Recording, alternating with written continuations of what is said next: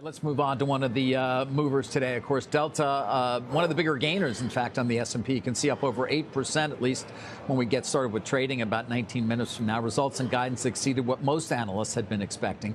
Phil LeBeau is in Atlanta, and he has spoken with Delta's CEO. Phil. David, when you look at the results for Delta in the third quarter, this is everything Ed Bastian would want in a quarter in terms of results. They beat on the top and the bottom line. By the way, on the bottom line, they earned $1.70. The street was, I think, at $1.53, well above expectations. Premium revenue, now they've always done well here, up 9% compared to the same quarter last year. But this is the number that gets a lot of attention today. Corporate revenue, it was up just 1% in the first half of this year compared to the first half of last year, up 8% in the third quarter of this year compared to last year. Here's Ed talking with us on Squawk Box this morning about what they are noticing in terms of corporate travel. Because of the uncertainty, you need to be out with your customers. You need to be out with your people. You need to understand what's happening. And I think across the board, people started to understand that. So they did stall in the spring. But as the summer came, everybody got back out.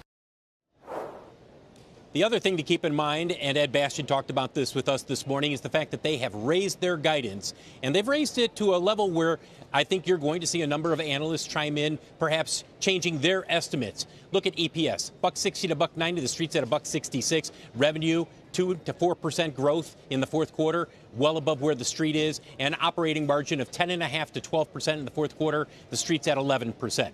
Bottom line is this: when you take a look at Delta's results in the third quarter, they clearly, among all the airlines, perhaps the best run airline right now, though some people would make an argument for a few other airlines. But in terms of their profitability, guys, they have knocked it out of the park in the third quarter, especially on the corporate revenue side. That is huge because those are business travelers, and they are often paying premium prices. And that speaks to the strength of the demand that Delta is seeing right now.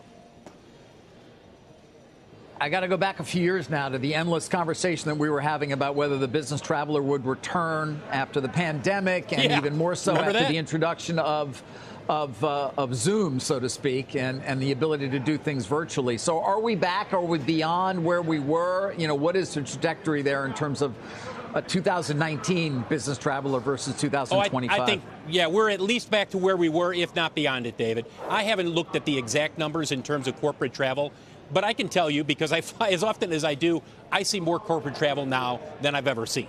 And you look at the results from Delta. I know United has also been seeing strength in corporate travel. Across the board, you're just seeing more business people out on the road, depending on the industry. And one other metric that stands out from Delta's report today, they saw growth quarter over quarter, every single industry that they track. Every single industry. There was not a single industry that was lower quarter over quarter. So they clearly are seeing more people out on the road in the third quarter relative to the first half of the year.